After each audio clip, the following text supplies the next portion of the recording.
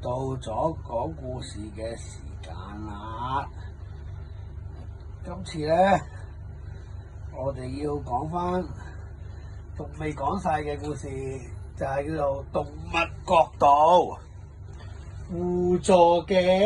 上次係講到第4章嘅，咁係講咧阿里、小藍同大力咧去解決呢個湖水嘅問題。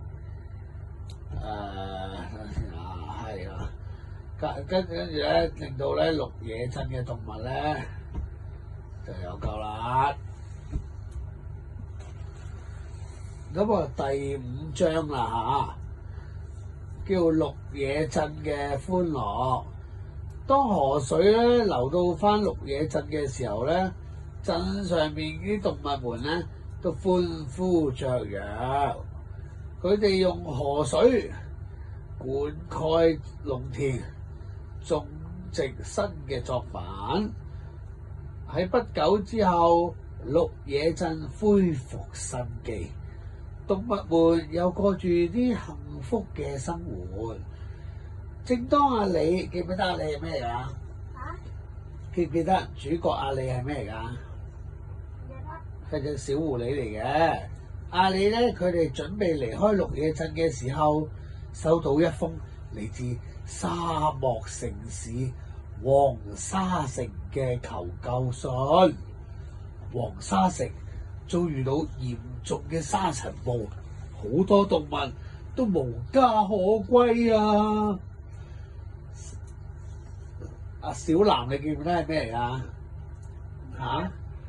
小藍記得係咩嚟？小藍咧，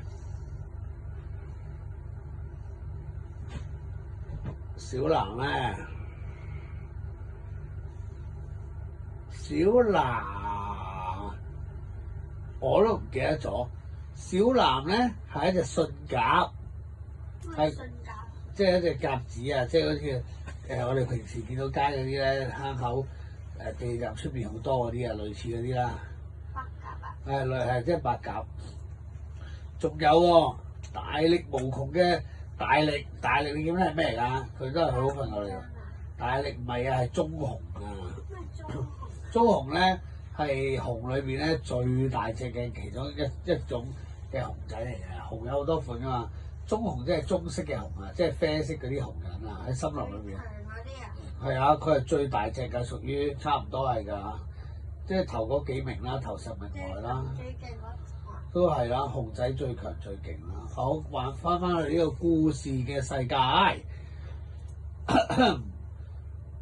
咁咧，佢哋又無家可歸。阿里同小藍同大力告別咗綠野鎮啲動物們之後，踏上咗前往黃沙城嘅旅程。佢哋帶上了綠野鎮動物們贈送嘅食物同埋水，希望能夠幫助黃沙城啲動物們。到達咗黃沙城後，阿里佢哋睇到啲一片荒涼嘅景象，沙漠暴摧毀了房屋，淹沒了